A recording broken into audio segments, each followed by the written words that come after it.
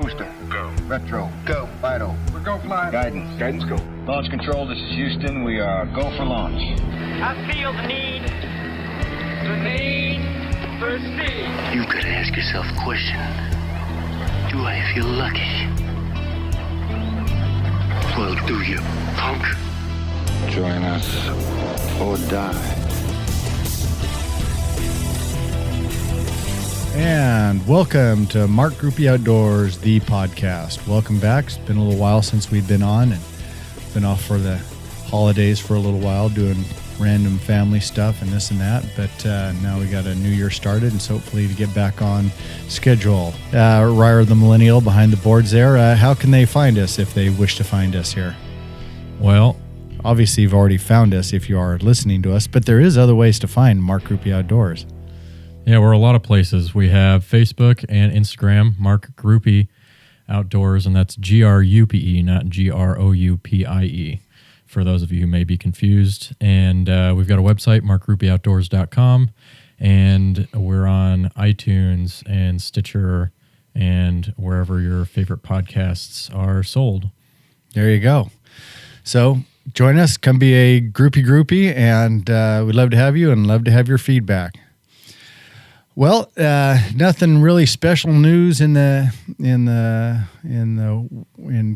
California going on, other than I guess it's a little bit harder to find ammunition over online and stuff like that. Can't buy it online anymore, and or you have to have it shipped to an FFL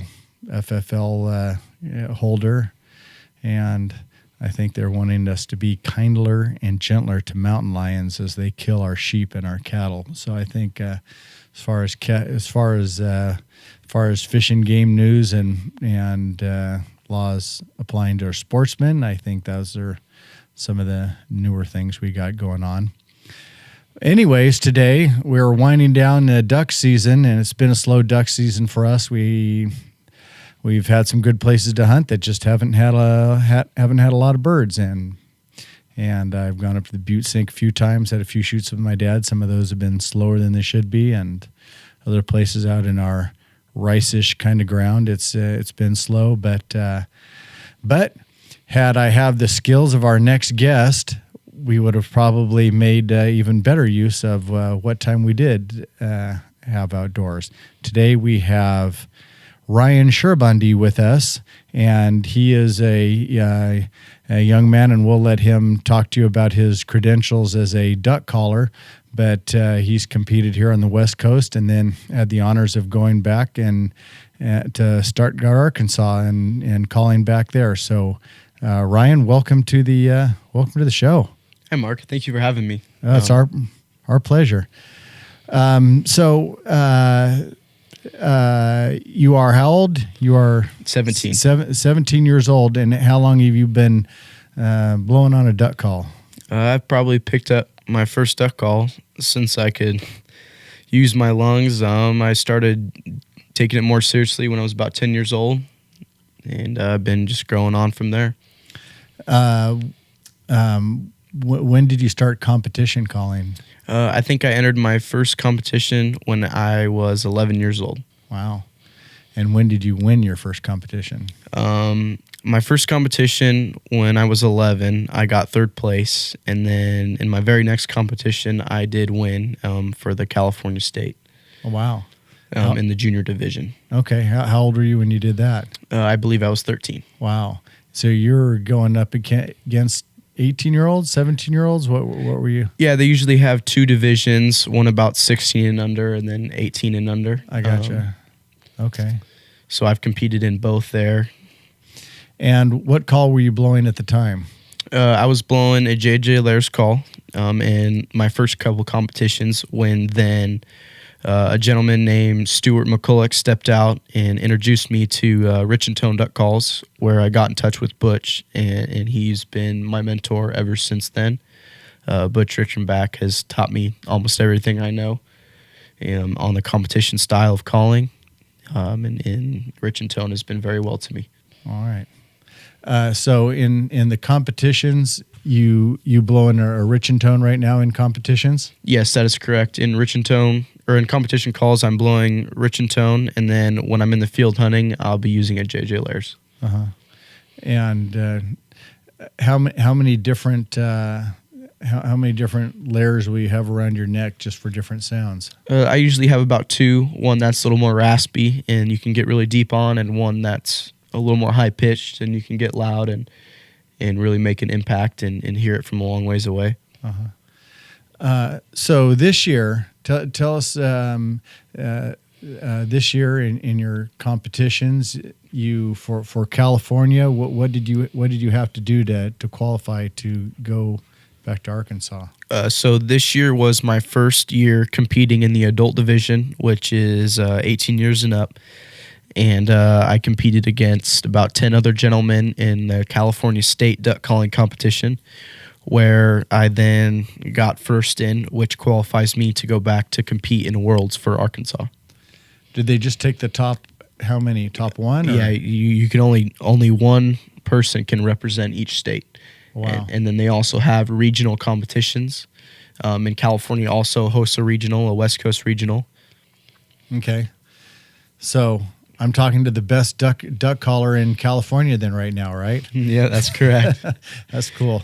So you went back and when was it, when that Arkansas one wasn't too terribly long ago, a month and a half or so ago? Yeah, it's usually about the day after Thanksgiving on Black Friday. Okay.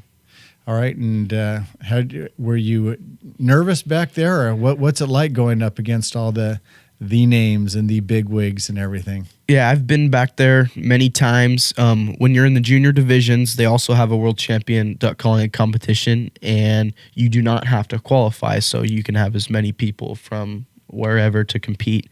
And in 2013, I did win the junior world champion duck calling competition in the 13 and under division.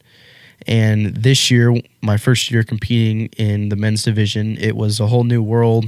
I don't think I've ever been nervous for a competition, but this year I was definitely really nervous. The jitters got me pretty good, and now going back, hopefully I can qualify next year and I'll know what to expect. It's definitely a whole new world and a lot more competition and a lot more aspects that put into play when competing. Yeah. Did you find you held back a little bit just because you're worried about making a mistake, or did you go for it so hard that you made a mistake, or what would you say is the area that you would change? So this year in the men's world, there was 59 callers, and each caller blows for about 1 minute and 90 seconds, and most people blow for the whole time, and they have breaks in between. And the first round of the competition usually lasts about 3 to 4 hours, and I happened to draw the very last number, so I competed last, and it was just a long time waiting back there and a lot of time to think, and I think I did held back a little bit, and then I wasn't as aggressive that I usually am in competitions. How did they come up with you being last? Is it just a random draw, and that just happened to be where you ended up? Yeah, so they usually just put like cards or poker chips in a hat, and you just draw, and that's the order you go in. It's all anonymous, so the judges don't know your name or who you are, and they refer to you by your numbers. So okay. And so next year to go, or every year now to go back, you still have to win California, correct? Right, correct. Can you go, if you don't win California, can you go try another state, or do you have to be a resident of that state that you're blowing in? Yes, you have to be a resident in California to win each state's competition and qualify for them.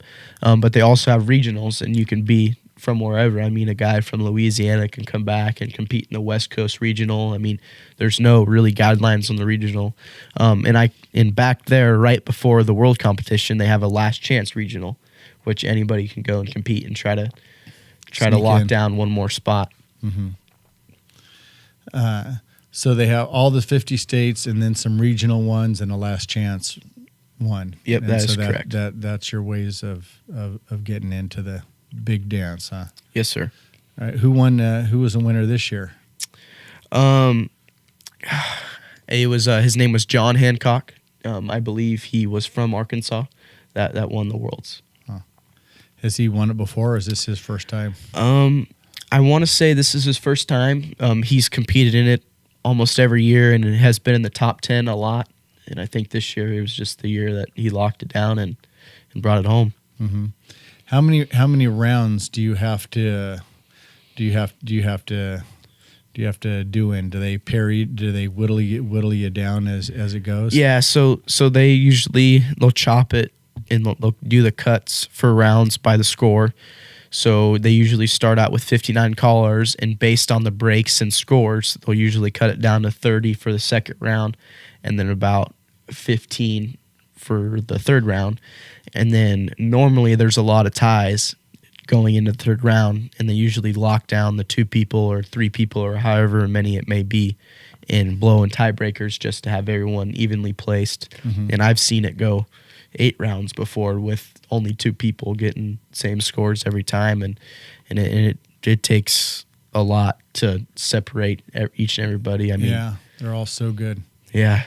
And the whole time it's blind. The whole time no one can see the contestants, or can you start after a certain number of rounds? Can you see who's blowing? No, so the crowd can see the caller the whole time, and then behind you there's a curtain, and then little judges booth behind you, and they cannot see you till the end of the competition. Uh-huh. And you're referred to your number and anonymously, and the judges encourage the crowd not to say names, or even cheer until the very end of each round. And yeah, so it's they definitely try to keep it fair for everybody and not have any biased judges. So I lost my train of thought, but you finished somewhere middle of the pack there for your first crack. Yeah, if I remember correctly. Yeah, I just was under the first round cut. So I think maybe 1 or 2 more points, I may have gone to the second round. Well, that's at your age, you got a lot of real estate ahead of you to hopefully it was bring home the trophy to California. Has anyone from California ever won?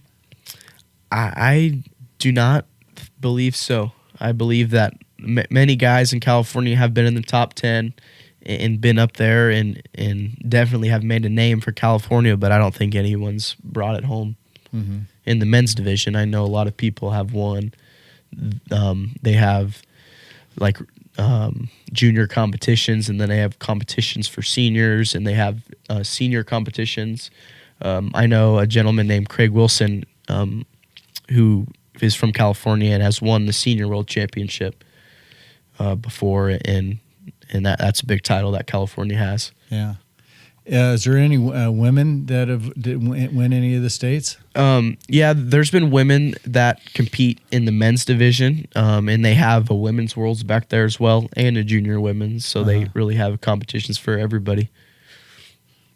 And this year, also back there, they have a competitions for senior and high school, and they call it the Chicken Sophie, and it's a memorial for a couple named Chick and Sophie, and they sponsor and kind of give scholarships to people who are seniors, and I competed in that also this year, which you don't have to qualify. The only qualification is being a senior or being 18 in high school, and I competed in that and ended up getting third, and ended up getting a $750 scholarship to college, which was good. Cool. Yep. So from use one call for the contest, I guess because that sound is a little more favorable in what the judges like, and then you use your layers for a lot of your hunting. Mm-hmm. What I hear people all the time criticize, competition calling doesn't have anything to do with duck hunting and stuff like that. But most all those competition callers are outstanding duck hunters themselves and know how to bring a duck in. Right. So yeah, a lot of people do criticize that and say that it's worthless, but that's completely false. I mean, to blow a duck call as loud and make the ringing sound that you do on stage, and all the different aspects that you do in a duck call and all the different sounds you can make takes definitely a lot of control and a lot of, I mean, you have to be really powerful with your lungs and be able to do a lot of diversity of stuff, and it definitely carries over to the hunting style and helps you become a better duck caller in the field as well. So, do you use? You talk about that long ringing call. Do you use those long high balls when you're out in the field sometimes, or just see? Depends what they want, or yeah, it kind of goes back and forth to the weather and all that. A lot of guys use that ringing sound in open water areas on windy days to kind of attract ducks, and it definitely works from a distance. But once the birds get a little closer, I mean, it doesn't really, not as effective.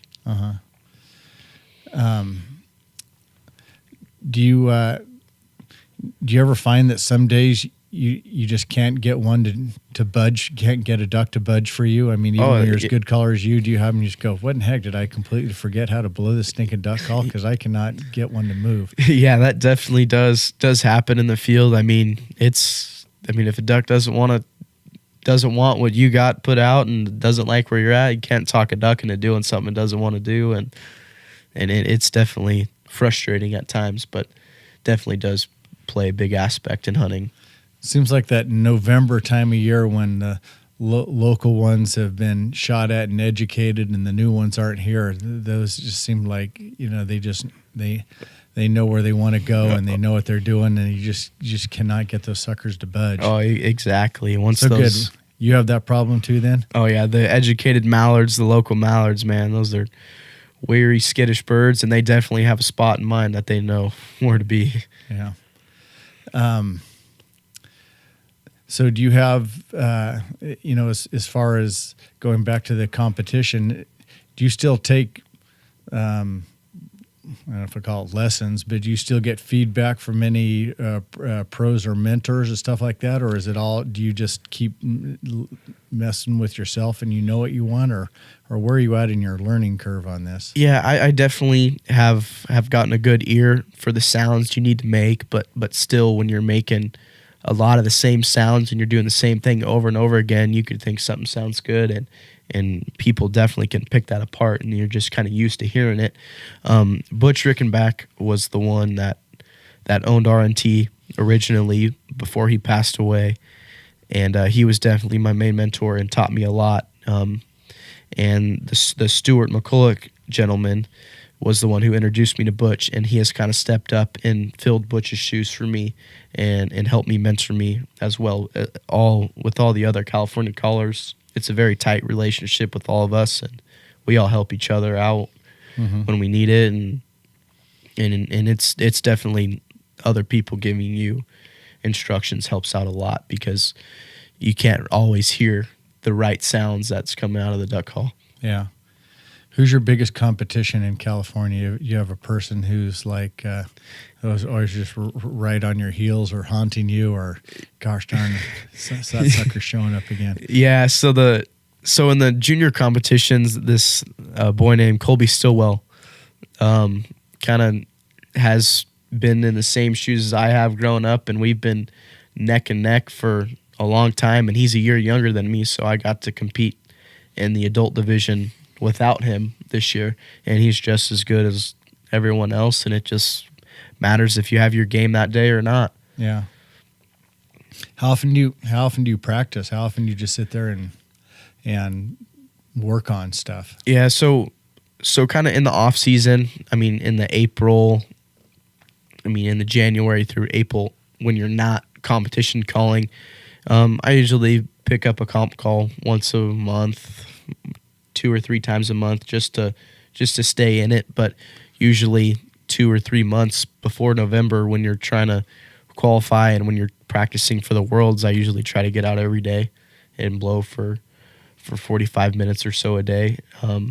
But you're kind of not doing it all at once. You're kind of doing little breaks of it, because that's how the competitions work. You're going in rounds, so you kind of want to be consistent and go throughout the day and be able to pick it up at random times and do what you need to do. Now, all the rounds, will you blow the same way? I mean, are they looking to hear the same thing, but you're just being consistent over and over again? Yeah, so you don't, in competition calling, you don't have to follow a routine, but there is a strict routine that has kind of grown on the competition style of calling that mostly everybody who is successful follows. And there's little different tweaks and stuff that you can make in there to make it your own routine, but in the basics of it, it's everyone usually kind of follows the same pattern throughout the rounds and does the same thing all 3 rounds. And you use one call when you're out there, or can you blow two different ones for some different sounds? Yeah, I don't think I've ever seen anybody use 2 different calls. Usually kind of stay with the same call and do the same thing. Okay. All right. Well, we got you here, and we can't let you escape without blowing some calls for us. So, you want to pretend that you're duck hunting and you see something out there and you're gonna give it a holler. Yeah. All right. Here we go with Ryan Sherbondy. He's gonna call in a duck for us right now.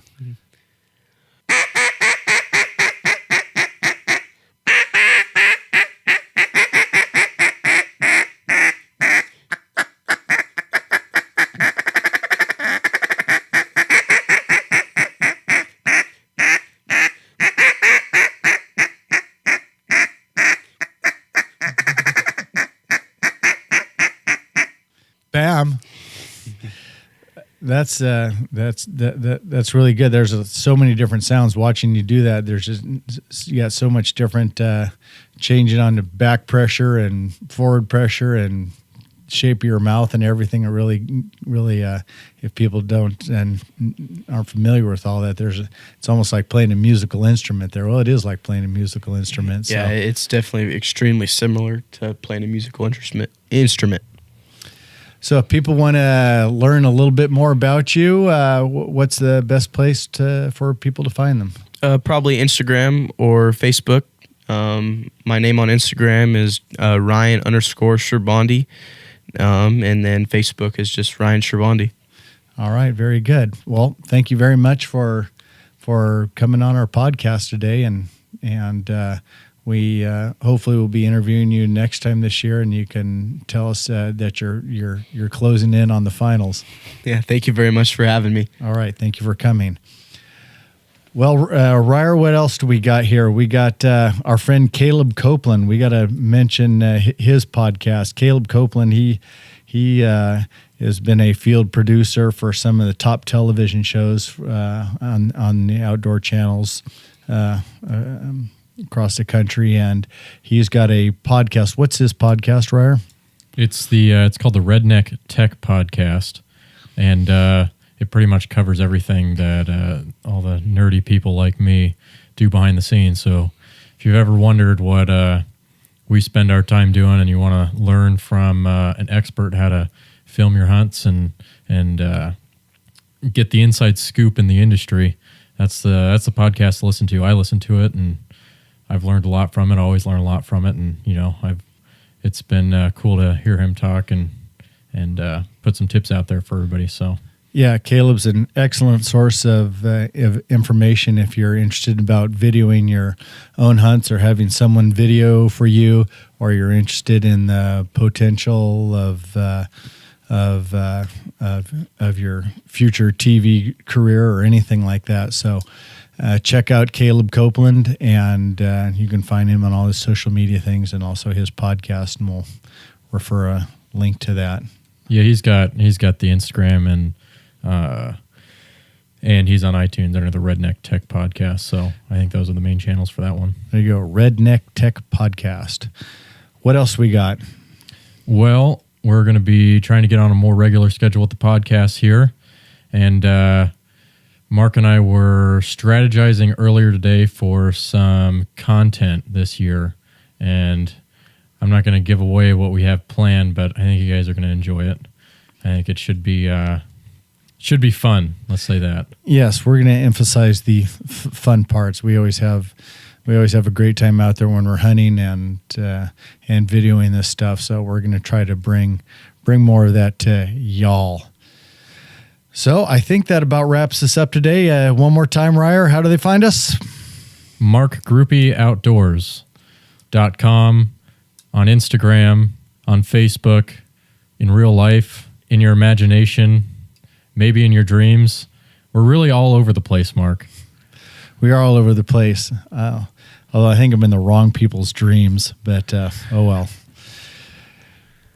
Well, thank you very much again for coming in and listening, and we hope you've enjoyed our interview with Ryan Sherbondy, and it was a pleasure having him in the studio, and we will see you next time on Mark Groupie Outdoors. We won't see you the next time.